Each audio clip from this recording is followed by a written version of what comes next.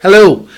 Today I'm going to talk about the single reason and by far the biggest reason that people leave organizations. Hi, if we have not met before, my name is John Ruman. I'm an international business coach and consultant and corporate trainer, and today I'm going to talk about a common theme that I see in organizations. So if you work for an organization, if you manage an organization, if you're in HR, if you work with anyone, you'll understand the value of this. Hey, Natsu, good to see you. So it's important that you understand that when you work with a team, that you understand this, because everyone has a certain way that they represent themselves. And one of the biggest challenges that people have is people assume the reason people leave an organization is because they're not paid enough.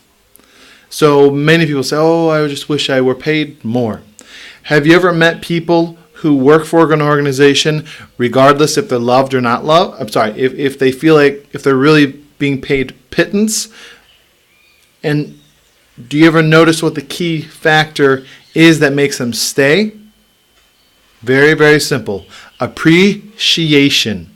Feeling appreciated. Feeling like what you have has value. Feeling that what you offer to the organization allows you to fully represent and express yourself. So the answer to the question is not money. People don't leave because they're poorly paid, and obviously that is one of the factors, but appreciation and not feeling appreciated by your peers, your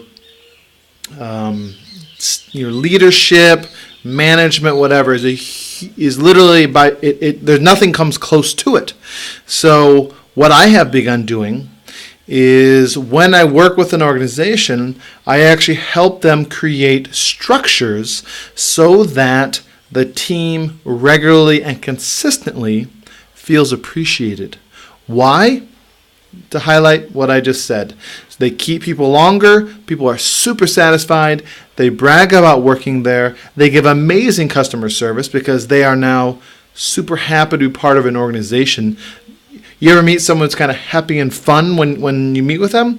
They probably feel appreciated at the workplace. They're not feeling like they're doing a time for dollars exchange. They feel like they're part of something.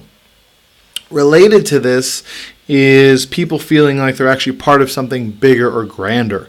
So while this is kind of separate from appreciation, it's also important for the organization to regularly remind the team that the functions they are helping with are moving in a direction. It's not literally just to fulfill a task, but that task moves the organization towards where they want to go, which is some grander vision.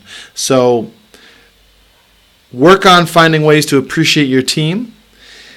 A great way to start with this is actually understanding that every person has what's called a love language, which is a term if you are married or have a friendship or are in or work with anyone. You're not just a singular person. You need to understand how people in a business and personal relationship, what their love language is. And this is one of the aspects I do when I help organizations, is I help them to understand that how people feel appreciated is different. So it's not purely to appreciate others, while that's critical. It's how are you appreciating them such that the language resonates with them, so that they feel that you genuinely care about them and they're just not another cog in the wheel. So if you're trying to improve your relationships in your life, if you're trying to improve your marriage, if you're trying to improve your work relationship, if you're trying to become a better leader, you need to understand that love languages are a critical component, which is one of the aspects of appreciation. So find ways to appreciate, make it a regular habit. One of my favorite quotes from someone I just talked to this week, a colleague, she said, people throw big parties when people are leaving, but they don't do squat when they first come in. It's like, it's barely noticed, hey, there's a new person. Instead of a big welcome party, here's how we can help you, all that kind of good stuff. So congratulations on you if you're doing this great now. If you're not, you can always make it better than it is now. Many organizations have kind of a negative reinforcement rather than positive reinforcement. So appreciation marks on the positive reinforcement instead of the whole tough love concept, which honestly, who wants to have some place that they don't feel respected, they don't feel appreciated? So if you feel it's important to be respected, why shouldn't others, which is my argument. So if you want to change your corporate culture, have your boss reach out to me.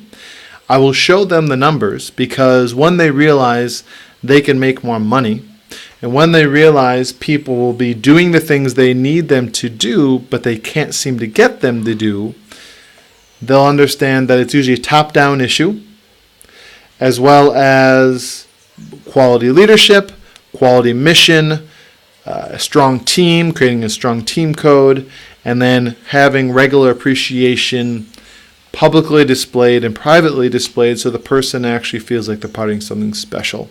So if this sounds like you, just do me a favor, reach out to me. You can shoot me a message. You can call me on my Trinidad number, 744-8555, and we can start the process of helping you. So again, John Ruman, and if this is something you find of value, do me a favor, share, like, subscribe if you happen to see this on YouTube later. So I wish you all the best and to your continued success in helping others feel appreciated as well as everyone else in your life.